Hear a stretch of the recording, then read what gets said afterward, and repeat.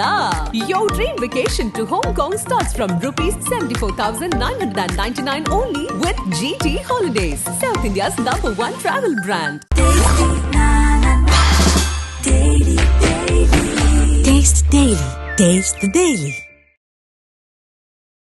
எங்க போய் நிற்கும் சார்? குறிப்பா இந்த இந்த இந்த விஷயத்துக்கு நடக்கக்கூடிய விஷயம் எங்க போய் நிற்கும் அப்படின்னு இந்த இடத்துல ஹிஸ்புல்லாக்கள் மேல இவங்க தாக்குதல் நடத்திக்கிட்டு இருக்காங்க. அவங்களை வீக்கெண்ட் பண்ணணும் அப்படின்னு பாக்குறாங்க. ஸோ இது ரெண்டுமே ஒரு டெம்பரரியான இதுதான் இவங்களுக்குமே தெரியும், இஸ்ரேலுக்கும் தெரியும். ஹமாஸ் அடிச்சு அவங்க ஒதுக்கிட்டாங்க. இன்னும் 10 வருடம் ஆகும் ஹமாஸ் அந்த திரும்ப அந்த கட்டமைப்பெல்லாம் வச்சு பழைய நிலைமைக்கு அவங்க வரணும் அப்படின்னா அவ்வளவு நிதி உதவி எல்லாமே தேவை. ஸோ 10 வருடத்துக்கு அவங்களுக்கு ஒரு பீஸ் கிடைச்சது, ஒரு அமைதி கிடைச்சது. தெற்குல வடக்குல ஹிஸ்புல்லா கட்டி அவங்க அதே தான் பாக்குறாங்க. ஆதரணியர்களுக்கு அன்பு வணக்கம். இன்றைய சிறப்பு நேர்காணலில் நம்முடன் இணைந்திருக்கிறார் ஓய்வு பெற்ற இந்திய ராணுவ அதிகாரி, புவியரசியல் ஆய்வாளர் மேஜர் மதன்குமார் சார். சார் வணக்கம். வணக்கம் மேடம். ஜெயஹிந்த். ஜெயஹிந்த் சார். இப்ப இந்த ஹமாஸ்ல இருக்கக்கூடிய முக்கியமான தலைவர்கள் தளபதிகள் அவங்களை எலிமினேட் பண்ணதுக்கு அப்புறம் ஓரளவுக்கு அங்க அடங்குன மாதிரி சுச்சுவேஷன் இருக்கு இல்லையா? இப்ப ஹிஸ்புல்லாலையும் அந்த மாதிரி ஒரு எலிமினேஷன் நடந்ததுக்கு அப்புறம் தான் இஸ்ரேல் அடங்குமா, இல்ல இஸ்ரேலுடைய வேற வியூகம் அப்படிங்கிறது என்ன ஹிஸ்புல்லாவை நோக்கி? ஹிஸ்புல்லால அவங்களுடைய அந்த தலைவர்களை குறிப்பா குறி வச்சு தாக்குறது அப்படின்றது ஒரு பெரிய செட்பேக் கொடுக்கும் ஒரு குறிப்பிட்ட காலத்துக்கு. அடுத்த தலைவர் வந்துடுவாங்க, அது வேற விஷயம். இப்போ ஃபாத் ஷுக்கர் ஜூன் மாதம் கொண்டாங்க, ஹிஸ்புல்லாவுடைய ஒரு டாப் கமாண்டர். ஸோ நசருல்லா இருக்காரு, நசருல்லா கீழே 4 படைத்தலைவர்கள் இருக்காங்க. அதுல ராட்வான் ஃபோர்ஸ் அப்படின்றதுதான் அவங்களுடைய ஸ்பெஷல் ஃபோர்ஸ். நாளைக்கு இஸ்ரேலிய ராணுவம் லெபனானுக்குள்ள வருது அப்படின்ற பட்சத்துல நேருக்கு நேர் அவங்க கூட மோதக்கூடிய அந்த பயிற்சியும் அந்த திறமையும் பெற்றவர்கள் ராட்வான் ஃபோர்ஸ். அதோட தளபதி காலி. அடுத்தது பாத்தீங்க அப்படின்னா சென்ட்ரல் லெபனான்ல இருந்து இந்த ராக்கெட்ஸை உருவாக்கக்கூடிய இந்த டெக்னிக்கல் விங் லீடர் அவரும் காலி. மூணாவது எடுத்தீங்க அப்படின்னா இந்த மிசைல் லான்ச்சர்ஸை டிப்ளாய் பண்ணி இந்த கம்யூனிகேஷன் இது அவரும் காலி. ஹிஸ்புல்லாவுடைய இன்டெலிஜென்ஸ் சீஃப் அவரும் காலி. இன்னைக்கு பாத்தீங்க அப்படின்னா முகமது ஹுசைன் அப்படின்னு சொல்லி ஹிஸ்புல்லாவுடைய ட்ரோன் சீஃப், ரொம்ப ஒரு முக்கியமான கை அந்த முகமது ஹுசைன் அப்படின்றவர். ஏன்னா ட்ரோன் அப்படின்றது ரொம்ப டெக்னிக்கலான விஷயம். இப்போ ராக்கெட் லான்ச்சர் இதெல்லாம் பார்த்தீங்கன்னா நீங்களே ஒரு 5 நாள் பயிற்சி எடுத்து கூட உங்களால ஒரு ராக்கெட் ஏவ முடியும். ஷோல்டர் லான்ச் மிசைல்ஸ் எல்லாம் இருக்கு. ஆனா இது ரொம்ப ஒரு டெக்னிக்கலான விஷயம். இப்போ அங்கெல்லாம் அடிச்சிருக்காங்க. இது தவிர அந்த பேஜர் அட்டாக் அப்படின்றது பொதுமக்களை குறி வச்சு பண்ணலாம் அவங்க. ஏன்னா பேஜர் யாரும் நீங்களும் நானும் இல்ல பொதுமக்களும் யூஸ் பண்ண முடியாது, அவங்களாம் மொபைல்ஸ் தான் யூஸ் பண்ணிட்டு இருக்காங்க. இந்த பேஜர் வெடிப்பு அப்படின்றது 3 விஷயத்த ஹிஸ்புல்லால பண்ணிருக்கு. அவங்களுடைய டாப் நசருல்லாவுடைய ஒரு 8 தளபதிகள், அவங்களுக்கு கீழே இருக்கக்கூடிய அடுத்த லெவல் ஆஃப் தளபதிகள், இவங்களுக்குள்ளதான் இந்த கம்யூனிகேஷன் அதிகமா இருந்துச்சு. ஏன் அவங்க இன்னும் பேஜரையே கம்யூனிகேஷன் யூஸ் பண்ணிட்டு இருந்தாங்க? நீங்க இன்டர்செப்ட் பண்ண முடியாது. பேஜர் இன்டர்நெட்ல ஒர்க் பண்ணல, அது ரேடியோ வேவ்ஸ்ல ஒர்க் பண்ணுது. சோ ஒரு சென்டருக்கு போவோம். அந்த காலகட்டங்களில் நாங்க பேஜர் யூஸ் பண்ணிருக்கோம் எப்படின்னு எங்களுக்கு தெரியும். நீங்க ஒரு மெசேஜ் கொடுக்கலாம். நியூமரிக், ஆல்பா நியூமரிக்னு 2 வகையான பேஜர்கள் இருந்துச்சு. ஸோ நியூமரிக்ல நீங்க வெறும் நம்பர் மட்டும் அனுப்ப முடியும். அந்த நம்பருக்கு நான் கால் பண்ணி பேசுவேன். நான் பப்ளிக் பூத் யூஸ் பண்ணுவேன். 2 நிமிஷம் பேசுவேன், கட் பண்ணுவேன், வேற ஒரு பூத் யூஸ் பண்ணுவேன். ஸோ காலை ட்ராக் பண்றதுன்றது அவ்வளோ ஈஸி கிடையாது. மெசேஜஸ்ல பாத்தீங்கன்னா நியூமரிக் மெசேஜ்ல 36 வேர்ட்ஸோ 36 எழுத்துக்கள் வரைக்கும் நீங்க மெசேஜ் பண்ணலாம். ஸோ அதுல நான் ஷார்ட்டா கோட் வேர்ட்ஸ் யூஸ் பண்ணிக்கலாம். ஸோ அது எஃபெக்டிவா யூஸா இருக்கும். அதை ட்ராக் பண்றது முடியாது, அது ரேடியோ வேவ்ஸ் இருக்கிறதுனால ட்ராக் பண்றது முடியாது. அதனாலதான் இவங்க எல்லாருமே மொபைலை விட்டுட்டு இதுக்கு மாறினாங்க. இப்ப இந்த இடத்துல வெடிக்கும் பொழுது அந்த 3 முக்கியமான விஷயம் என்னன்னு பாத்தீங்கன்னா அவங்களுடைய கம்யூனிகேஷன் நெட்வொர்க் ஃபுல்லா அடி வாங்கிடுச்சு. ஏன்னா ரேடியோ செட்டும் வெடிக்குது. கடைசியா நீங்க வாக்கி டாக்கி விஹெச்எஃப் செட்ஸ் நீங்க யூஸ் பண்ணுவீங்க. அதை நம்மளே சாதாரணமா இங்க கூட லைசன்ஸ் இல்லாம யூஸ் பண்ணலாம்.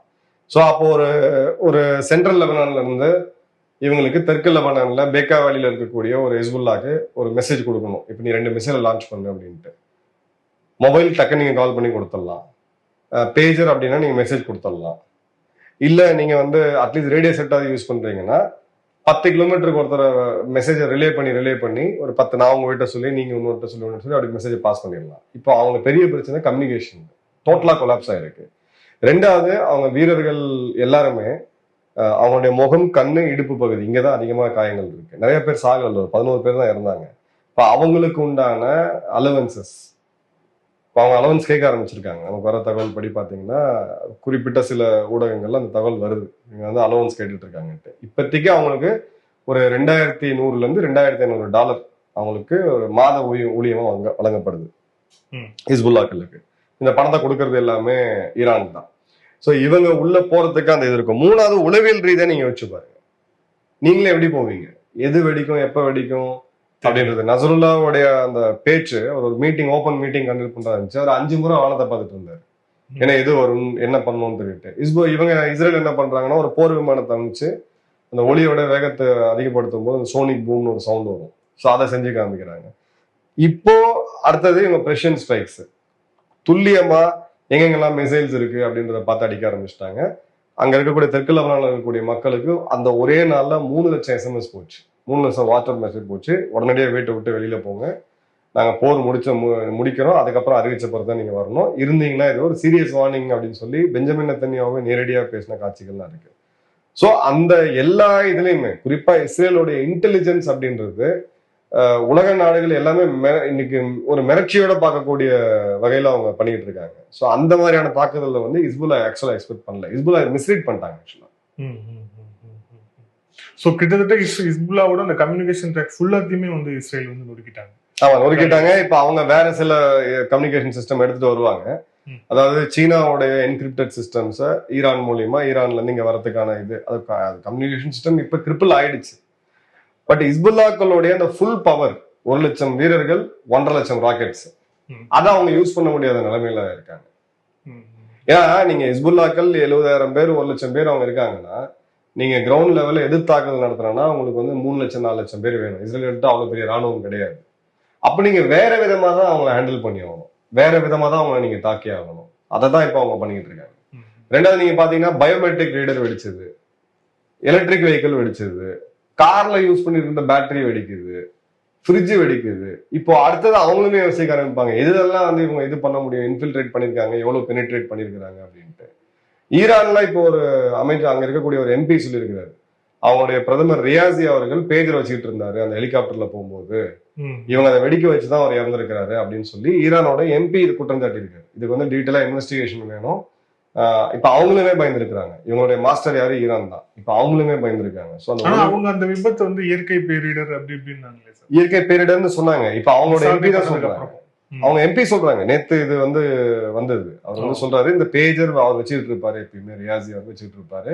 ஏன்னா அவருக்குமே இந்த பிரச்சனை இருந்துச்சு, மொபைல் இருந்து அவங்க இன்டர்செப்ட் பண்ணுவாங்க, கால் ஓட்டு கேட்பாங்கன்னு சொல்லிட்டு அவர் எப்பயுமே ஒரு பேஜரோட தான் இருப்பாரு. அந்த குறிப்பிட்ட விமான பயணத்திலயுமே அவர் ஹெலிகாப்டர்ல பயணம் பண்ணும்போது அந்த பேஜர் அவர்கிட்ட இருந்துச்சு, அவருடைய மெய்காப்பாளர்கள் 2 பேர்ட்டையுமே இருக்கு அப்படின்னு சொல்லிட்டு. இப்ப அது வெடிக்குது அப்படின்னு அவங்க சந்தேகம் எழுப்புறாங்க. எங்க போய் நிற்கும் சார்? குறிப்பா இந்த இந்த இது விஷயத்துக்கு நடக்கக்கூடிய விஷயம் எங்க போய் நிற்கும் அப்படின்னு இந்த இடத்துல ஹிஸ்புல்லாக்கள் மேல இவங்க தாக்குதல் நடத்திக்கிட்டு இருக்காங்க, அவங்களை வீக்கன் பண்ணணும் அப்படின்னு பாக்குறாங்க. ஸோ இது ரெண்டுமே ஒரு டெம்பரரியான இதுதான் இவங்களுக்குமே தெரியும், இஸ்ரேலுக்கும் தெரியும். ஹமாஸ் அடிச்சு அவங்க நொறுக்கிட்டாங்க, இன்னும் 10 வருடம் ஆகும் ஹமாஸ் அந்த திரும்ப அந்த கட்டமைப்பெல்லாம் வச்சு பழைய நிலைமைக்கு அவங்க வரணும் அப்படின்னா அவ்வளவு நிதி உதவி எல்லாமே தேவை. ஸோ 10 வருடத்துக்கு அவங்களுக்கு ஒரு பீஸ் கிடைச்சது, ஒரு அமைதி கிடைச்சது. தெற்குல வடக்குல ஹிஸ்புல்லா கட்டி அவங்க அதே தான் பாக்குறாங்க. ஸோ இவங்க ஒரு நெருக்கி விட்டோம்னா அடுத்தது இவங்க திரும்ப தயாராகி வரதுக்கு ஒரு 10 வருஷம். ஸோ கடைசியா எப்ப நடந்துச்சு ஹிஸ்புல்லாக்கும் அவங்களுக்கும் தாக்குதல் வார்னு பாத்தீங்கன்னா 2006. ஸோ 2024 ஒரு கிட்டத்தட்ட ஒரு 22 வருடம் அவங்களுக்கு ஒரு கேப் கிடைச்சிருச்சு. அதுக்கு நடுவில் சின்ன சின்ன விஷயங்கள் போயிட்டு இருக்குன்னு வச்சுங்களா, அது நம்ம இந்தியா பாகிஸ்தான் கூட தான் போயிட்டு இருக்கு. ஆனா 22 வருடம் ஒரு அமைதியான ஒரு சூழ்நிலை வந்து அங்க வந்து மெயின்டைன் பண்ண முடியுது. அதுதான் அவங்களுடைய மெயின் டார்கெட். ரெண்டாவது, தரைப்படையை உள்ள அனுப்புறாங்க. இவ்வளவு தூரம் நம்ம வந்து எடுத்துக்கிட்டோம்.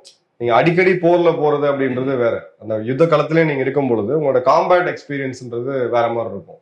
ஸோ ஒரு வருட காலம் அவங்க பேட்டில் ஃபீல்ட்ல இருக்கிறாங்க, யுத்த காலத்தில் இருக்கிறாங்க. அதை இன்னும் ஸ்ட்ரெச் பண்ணி ஒரு 1.5 வருட காலத்துக்கு அவங்க எடுத்துட்டு போகலாம். ஏன்னா அதுக்கப்புறம் அந்த சோர்வு அப்படின்றது வந்துடும், உளவியல் ரீதியாக அவங்களோட ராணுவத்தினரே பாதிக்கப்படுவாங்க. ஸோ இந்த 6 மாத காலத்துக்குள்ள ஒருவேளை ஹிஸ்புல்லாக்கள் ரொம்ப ஒரு சான்ஸ் கிடைச்சி வீக் ஆச்சு, அந்த நதிக்கு அந்த பக்கம் இது பண்ணிட்டாங்கன்னா அவங்களுக்கு ஏரியாவை நார்த் வெஸ்டா வேர்டை எக்ஸ்பேண்ட் பண்ணிட்டு போறதுக்கு ஒண்ணுதான் இருக்கும். ஏன்னா இப்ப கோலன் ஹைட்ஸ்ல அவங்க உட்காந்துட்டு இருக்காங்க, ஹைட்ஸுக்கு இந்த பக்கம் ஹிஸ்புல்லாக்கள் லெபனான் இருக்கு. நாளைக்கு அந்த ஹைட்ஸை தாண்டி இந்த பக்கம் வந்துட்டாங்க அப்படின்ற போது ஒரு கிளியர் கட்டா ஒரு பஃபர் ஜோன் உருவாகிடும். ஸோ நார்த்ல அவங்க வடக்கு பகுதியில அந்த அளவுக்கான தாக்கம் அப்படின்றது ஃபியூச்சர்ல இருக்காது. பிளஸ் அவங்களுக்கு இது கிடைக்குது, இடம் கிடைக்குது. நீங்க 45 இருந்து பாத்தீங்கன்னா ஒரு போருக்கு அப்புறம் இஸ்ரேல் பெருசாகிட்டே இருக்கும். அது வந்து ஒரு ட்ரெடிஷனலா அவங்க வச்சிருக்கக்கூடிய ஒரு பாலிசி. இப்ப அந்த இடத்துல எந்த பாயிண்ட்ல அவங்க நிறுத்தணும் அப்படின்றத இவங்க நடக்கக்கூடிய பேச்சுவார்த்தைகள் பிளஸ் இஸ்ரேலோடைய அந்த மிலிட்டரி கேப்பபிலிட்டி, இது 2 தான் வந்து முடிவு பண்ணும். நன்றி சார், பல்வேறு கேள்வி விழிச்சிருந்தாங்க சார். Thank you sir. நன்றி, வணக்கம். ஜெயின்.